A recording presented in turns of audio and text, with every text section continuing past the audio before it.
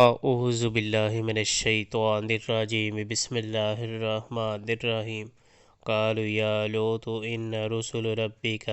لن يصلوا الیک فاسر باہلک بقطع من اللیل ولا یلتفت منکم احد الا امرأتک انہ مصیبها ما اصابهم ان موعدہم الصبح الیس الصبح بقریب۔ تب فرشتوں نے اس سے کہا کہ اے لوط علیہ السلام، ہم تیرے رب کے بھیجے ہوئے فرشتے ہیں، یہ لوگ تیرا کچھ نہ بگاڑ سکیں گے، بس تو کچھ رات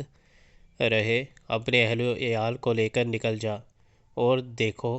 تم میں سے کوئی شخص پیچھے پلٹ کر نہ دیکھے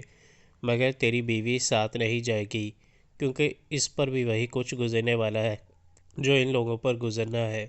ان کی تباہی کے لیے صبح کا وقت مقرر ہے، صبح ہوتے اب دیر ہی کتنی ہے۔